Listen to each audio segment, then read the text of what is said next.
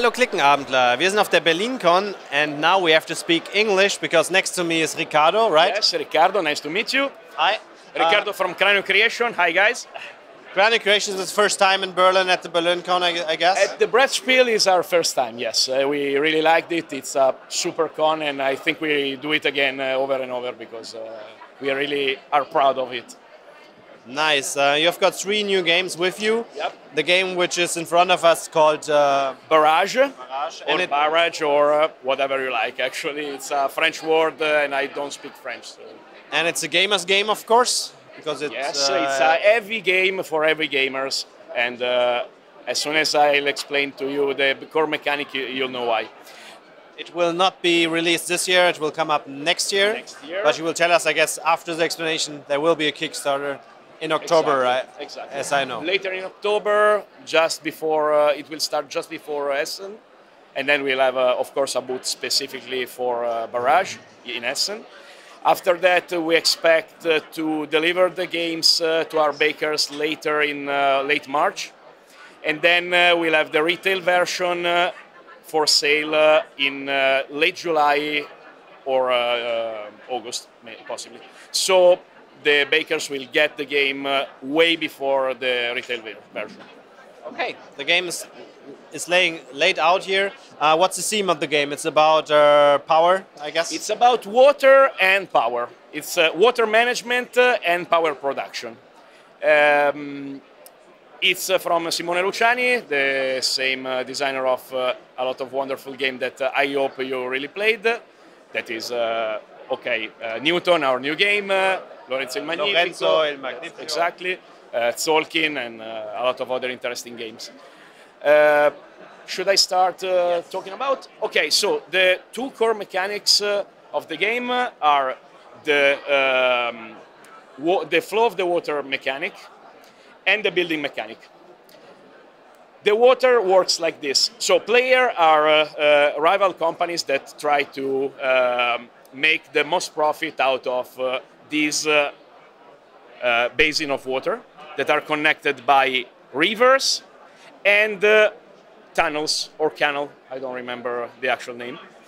To do so, they'll need to build dams, intercept intakes, water intakes, and power station. Basically, every time a drop of water starts to fall along the rivers, she just follow the natural flow of the water. So, for example, if it doesn't take or get against any walls, he just flow and arrives to the sea. However, if a player managed to construct a level 1 dam or higher along the path, the drop is intercepted and stored inside the dam. Of course, the dam can have 3 levels of layer. Each layer can contain 1 drop of water. If the dam is full, the next drop will just overflow and pass over and spill. However, it can be retaken by another dam, sure. Yours or another player. What am I supposed to do with this water? Once I'm able to collect it, first of all, I need to complete a complete infrastructure that is made by a dam, level 1 or higher, an intake that is connected directly to one of my power stations. After that, at this point, I'm able to produce energy. The energy I'm going to produce will be a base number printed next to the intake, and we'll get some bonus or malus depending on which action I'm going to use. So the drop, let me check. The drop of water will pass through the intake, will spin up our engine, will produce energy, so I'll produce energy on the power track here. And then the drop will continue flow. And maybe, if I'm really nice and smart, I'm going to be able to intercept it again. So, If I'm smart enough to create a network of them connected each other, I can use the same amount of water over and over, and every time I create even more energy. Okay? This is the basic concept. Second concept is that the only two things that one player needs to own to do this are a dam and a power station. The other player can borrow the intake from another player to use the water, but they're going to need to pay the other player with 1 coin and 1 victory point. That's it. But it's, I mean, one player could start flooding everything with their intake to get bonuses, to get a revenue or something like that. It's really smart as a concept. Second interesting concept of the game is the construction wheel, this one. Every time I want to build something, it can be a level 1 dam, more levels, an intake, a power station, or a special building, and we're going to see it in a moment. I need to take my construction wheel. I'm going to shuffle through my action tokens. Every player at the start of the game has 1. I'm going to select the building block that I want to build. I slide it inside the wheel. Then I need to pay the price that is printed on the player board, for example, for brown resources. Then I immediately build the dam, for example, here.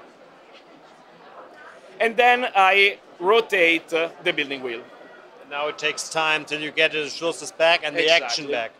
Both resources and actions.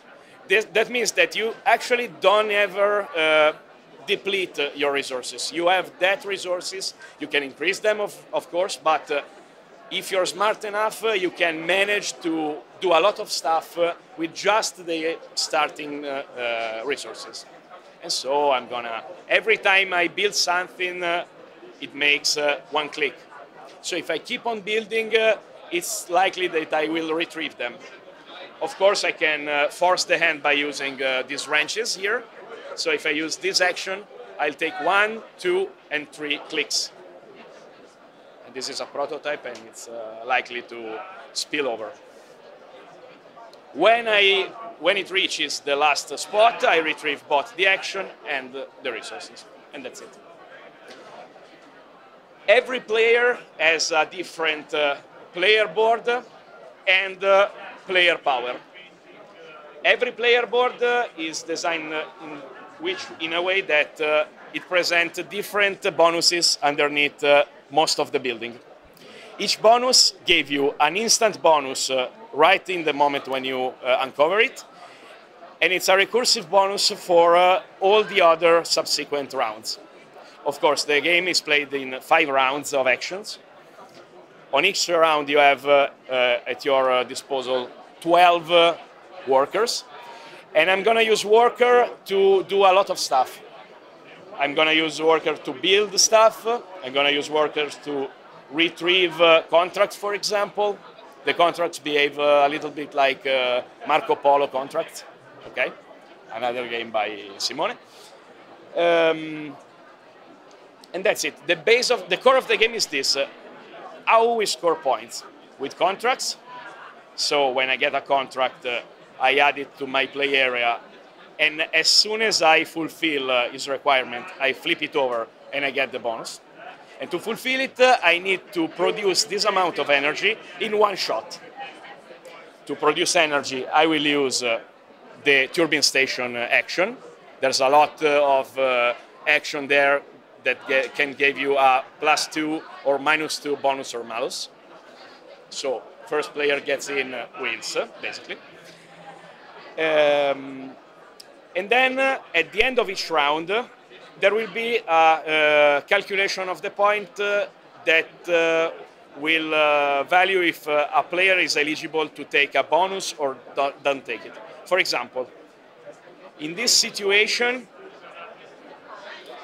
both the green and the gray player will be eligible to take this cheat. So they both will take 2 points for each fulfilled contract. The yellow one and the red one will get nothing because they didn't pass through the first threshold. At the end of the round, all the electricity go back to 0.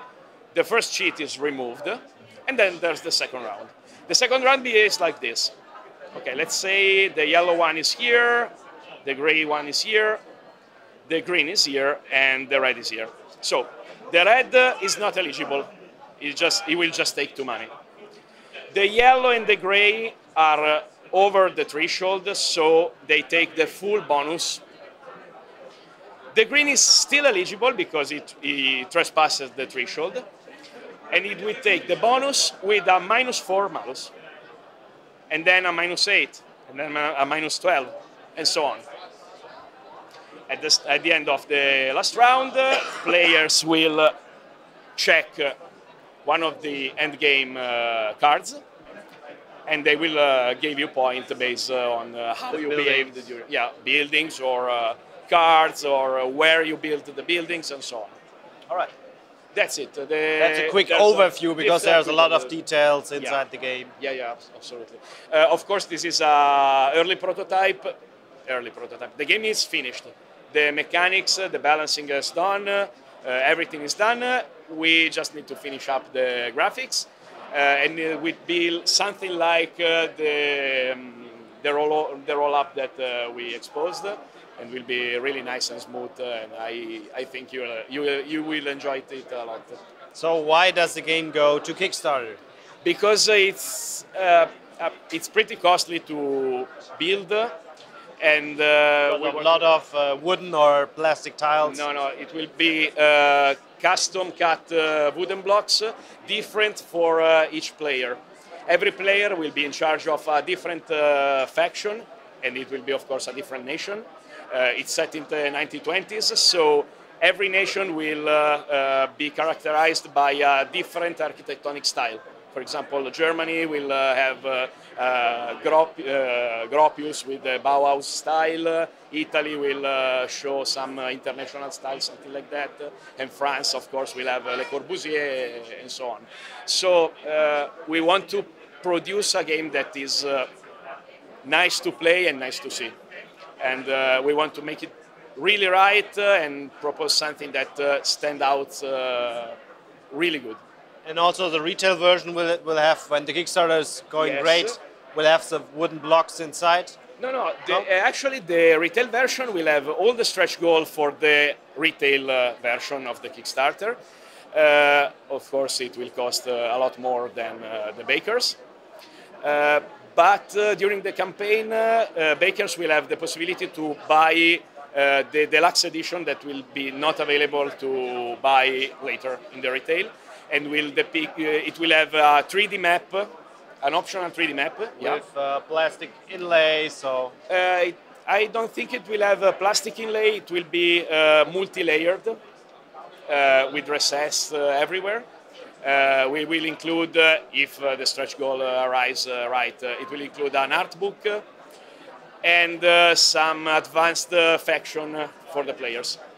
And of course, metal coins and a lot of other interesting stuff. And the rules will be in German, English, French, or? It will be localized in, depending on how much people want to buy it, but we'll have it in German, Italian, English, and French, and possibly Spanish.